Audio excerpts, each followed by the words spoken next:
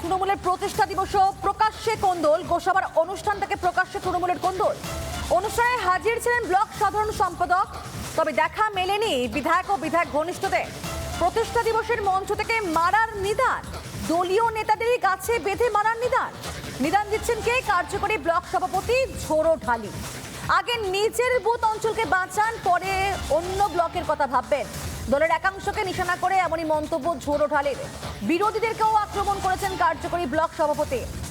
একে নিজের দলের প্রতিষ্ঠা দিবস অনুষ্ঠান এবং সেখানেই দেখা যাচ্ছে নিজের দলের অন্যান্যদেরকেই আক্রমণ করলেন তৃণমূলের ব্লক সভাপতি, কার্যকরী ব্লক সভাপতি ঝোড়ো ঢালি। ঝোড়ো ঢালি কি বলেছেন একবার শোনাই আপনাদেরকে। শুভেন্দু অধিকারী তুমি রাজনীতি ফায়দা নেবে বলে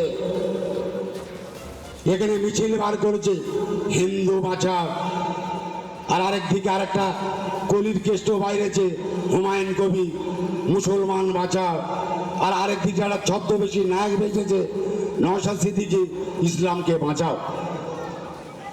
এদেরকে গাছের গায়ে বাঁধা উচিত।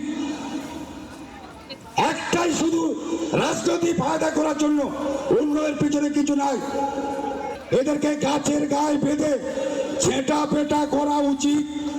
আমার মনে হয় এই শুভেন্দু অধিকারীর মতো লোক যারা ধর্ম ব্যবসা করছে এদের ছেঁটা পেটা করা উচিত মায়েদেরকে দিয়ে। তৃণমূলের প্রতিষ্ঠা দিবসে নিজের দলের একাংশকে তো আক্রমণ করলেন, একই সঙ্গে বিরোধীদের আক্রমণ করলেন কার্যকরী ব্লক সভাপতি ঝোড়ো ঢালি। তবে এই বিষয় নিয়ে বিজেপি নেতা অর্পণ দাস তার কি বক্তব্য শোনাবো আপনাদের। এই ঝোড়ো ঢালি হলো একটা রেজিস্টার্ড ক্রিমিনাল এবং তোলাবাজ। ওনাকে বলবো যে পশ্চিমবঙ্গের বিরোধী দলনেতা মাননীয় শুভেন্দু অধিকারীর বিরুদ্ধে কিছু বলার আগে নিজের চেহারাটা একবার ভালো করে আয়নায় দেখুন। আপনি গোসাবায় পাঠানখালী মানুষের উপর অনেক অত্যাচার করেছেন, কিন্তু আর নয়। আপনি কান খুলে শুনে রাখুন ঝোড়ো ঢালি, এই পাঠানখালীর মানুষ রেডি হয়ে আছে আপনার ছাল তোলার জন্য। শুধু সময়ের অপেক্ষা। আপনার বোল হারিয়ে যাবে, আপনাকে আর খুঁজে পাওয়া যাবে না কিছুদিন পর।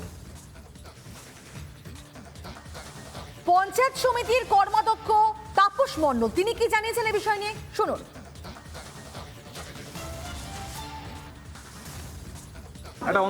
ব্যক্তিগতভাবে এটাকে সমর্থন করি।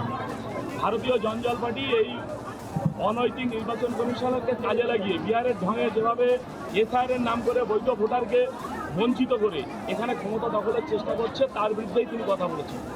আমিও ব্যক্তিগতভাবে মনে করি ভারতীয় জনজাল পার্টি হয়ে যদি নির্বাচন কমিশনের এই জিনিসটা করে, আর ভারতীয় জনজাল পার্টি যেখানে যদি কোনো কারণে সেখানে সমর্থন করে, এদের পরিণতি আগামী দিনে এটাই হবে। এটা আমরা না, এটা সাধারণ মানুষের জনরোষ তৈরি হবে। কারণ বাংলা যেটা বলে, ভারতবর্ষ কিন্তু সেটা। নানা ধরনের কন্টেন্ট দেখার জন্য লাইক করুন, শেয়ার করুন আমাদের ফেসবুক পেজ, সাবস্ক্রাইব করুন আমাদের ইউটিউব চ্যানেল। পাশাপাশি অন্যান্য ব্রেকিং নিউজের জন্য অবশ্যই চোখ রাখুন রিপাবলিক বাংলায়।